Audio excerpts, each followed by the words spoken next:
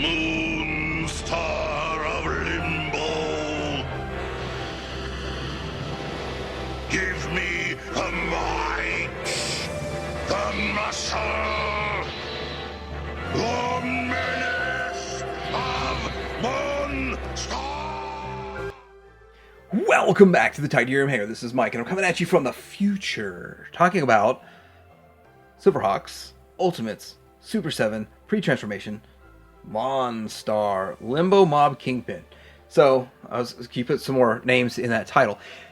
It's a solid figure. I'm going to tell you the good and the bad, the pluses, the minuses, and all that kind of stuff. There's more pluses than minuses to this, although I think more people are going to pass on this. I originally was going to pass on this. I'm going to discuss why. I'm also going to have a discussion in here because there's not much to talk about this guy, and I'm going to discuss this line and what's strange about Super 7. There's something really strange going on when it comes to Super 7 and when it comes to the Silverhawks. So look for that right before the comparisons, because I have a discussion we're going to have, and we're going to talk about Monstar coming up.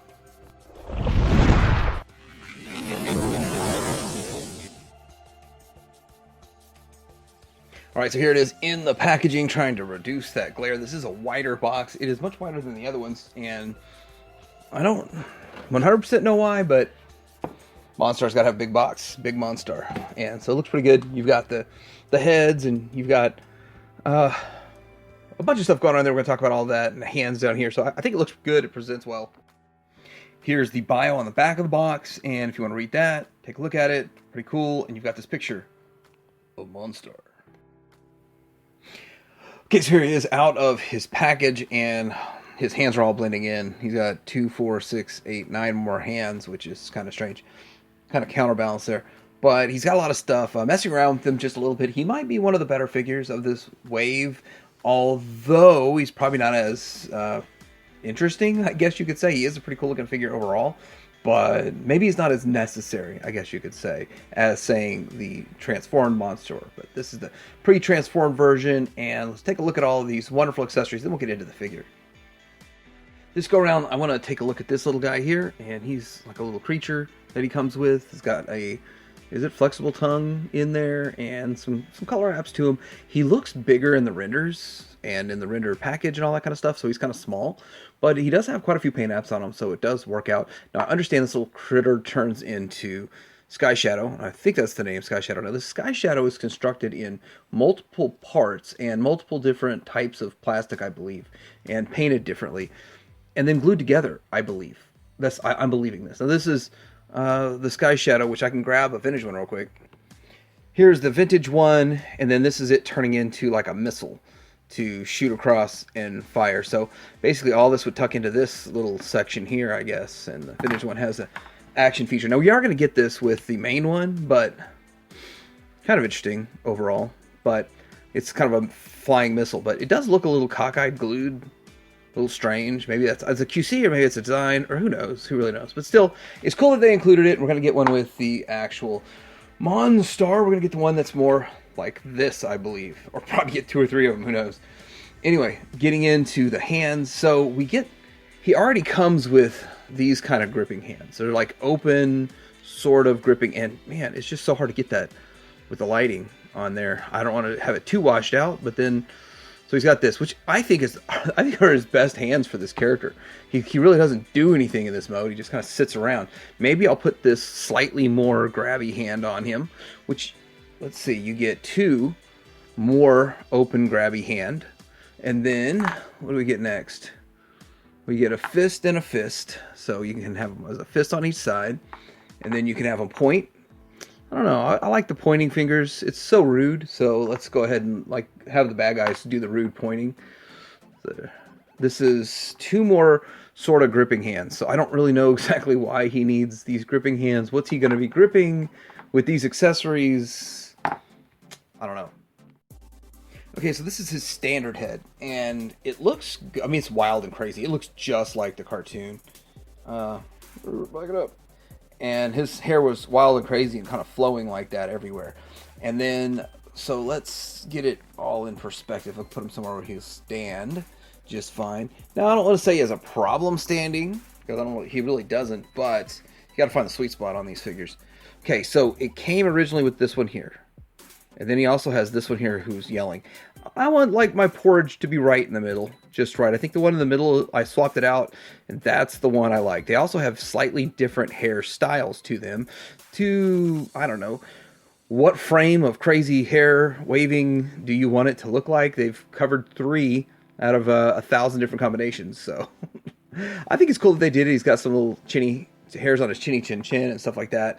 The screaming one is kind of crazy. So 3 options, and I'm sure you could swap it out. I'm not sure, but I believe you might be able to swap it out when it comes to the other one, the powered up one. Maybe you can swap that head. Who knows? With this one, so it looked like he's got this head on his powered up suit.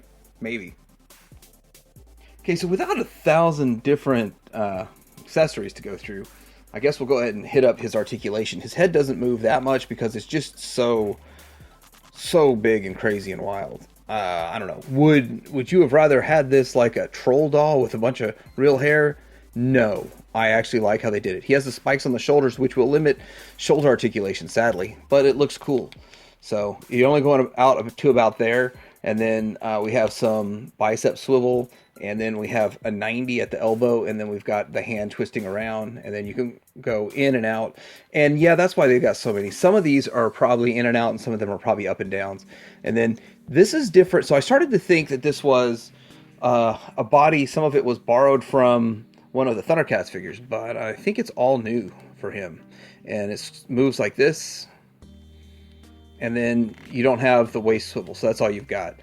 I think they just designed him to sit in the throne.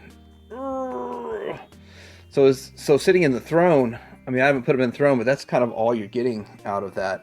So he is going to sort of somewhat stand a little bit in that throne. Now, I have pre-ordered the throne, or I ordered it, through Entertainment Earth. So I got the 10% off using one of the reviewer codes from somebody. I used Geek Dad Life, and then when I placed my order, it said Toy Arc on there. So I don't know if I got auto switched to Toy Arc from clicking a link or something. I'm not 100% sure about that. But anyway, okay. So we go all the way out, and then we have the thigh swivel, and then you have the knee, and it turns right here. That go off camera there. So it's got pretty good articulation, and then the ankle does what the ankle does. All those kind of ankle maneuvers. And so pretty solid figure, and I don't feel like anything's going to break like on Bluegrass's. Well, it didn't break, but super loose. Bluegrass was super loose here, and this is super stout. I like that.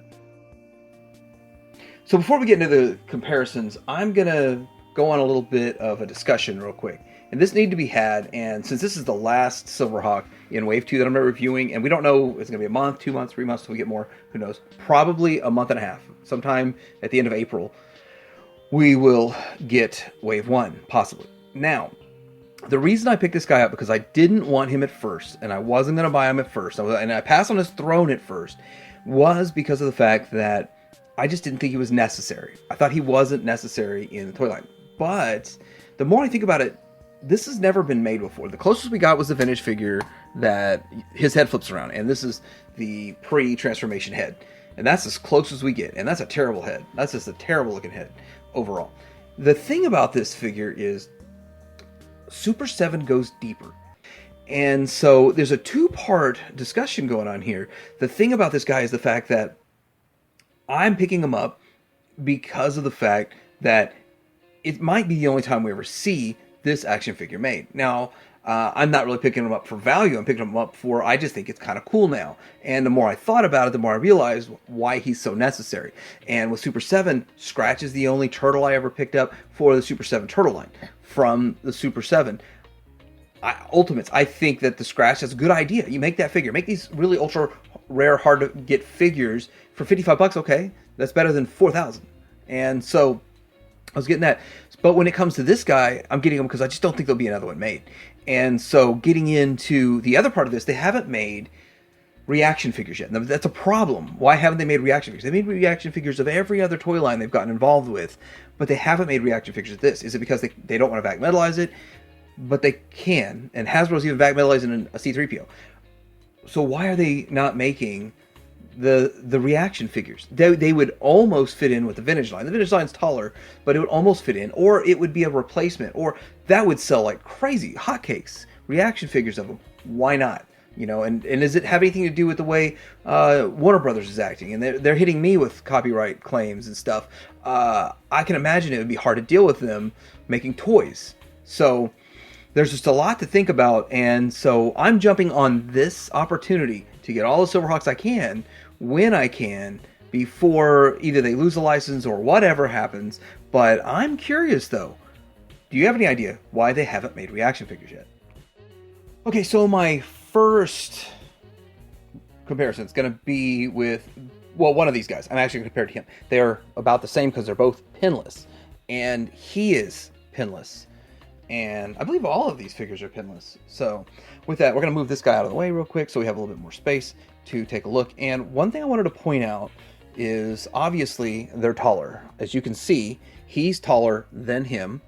And with that, they're not sharing any parts. And I thought they were at first because you see the leg structure and all of that kind of stuff. But the more you look at it, the more you realize they're not sharing parts because his thigh is much bigger. And if we can move that out of the way, his thigh is much longer. And then down here, there's like a boot. And so his articulation is at the boot.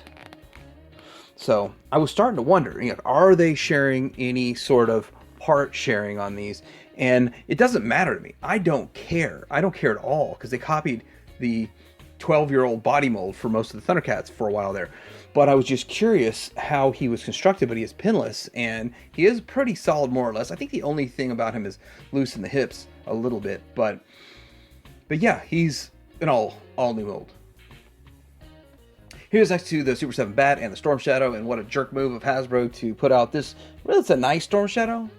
And then the retro one right behind it, which is supposed to be showing up soon. Or I've seen people with pictures of theirs. But anyway, I like that. But I'm going to love theirs more. And Super 7's not doing that to you. They're not giving you like, this is close. But what you actually want is coming in about 5 months. Here's next to Monstar, who's next to himself. That's Ramen Toy. And then the Super 7 Windhammer, which maybe the Super 7 Windhammer is probably the most solid figure Super 7 has ever made. So, most solid in the wave. Next most solid in the wave. Looks good to get. It looks good. It looks good. You just sit back and watch a cartoon. These things walk right off the cartoon. Precisely what I want. And he very much so is beside himself and beside himself. This is the bootleg from Mexico, and this is what it would look like if you somehow were able to stick his head on that bootleg. Rah! Here's next to some of the Super 7 Silverhawks. We got the Still Wheel and the Bluegrass. So, even with the few QC issues, or you could call them some paint flaking in the joints and a loose right here elbow point, he looks fantastic. These all look great, and I really like the way they look. At the end of the day, these are just works of art standing on your shelf. I mean, I'm not going to be on the floor playing with them. I don't have floor time with these guys, but this looks good. I'm happy the direction it's going, and I'm still looking forward to Ramen. Speaking of Ramen, here's actually a Ramen toy and a custom that I made. I'm not really proud of. I actually have ideas to make them better. Anyway, I'm not very good at customs, but looking at them, starting to work out pretty good. I think he fits in well with what Ramen Toy is doing, and I can't wait for Ramen Toy to come out with their Titanium Titans and all the rest of the stuff that's going to come out, because those are going to be super shiny, kind of like these.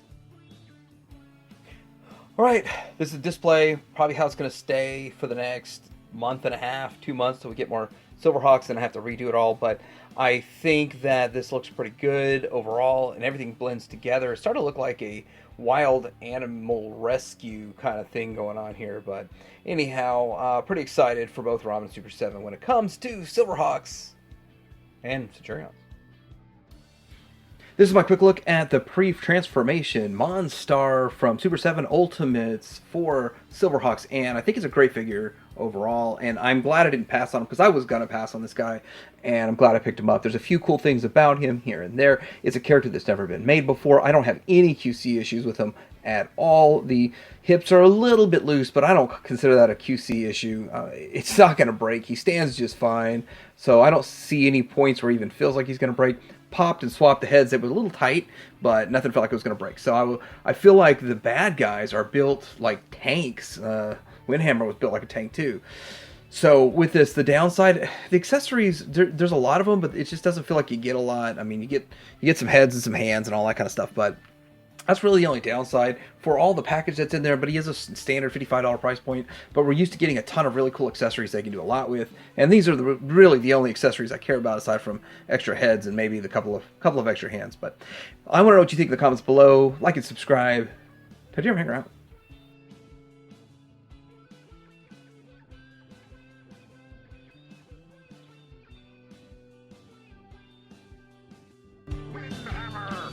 Yes, Planet Master. Whip up something to stop the Silverhawks. Hit them with the whirlwind. A Silverhawk is coming down. Cut him up as soon as he touches the ground.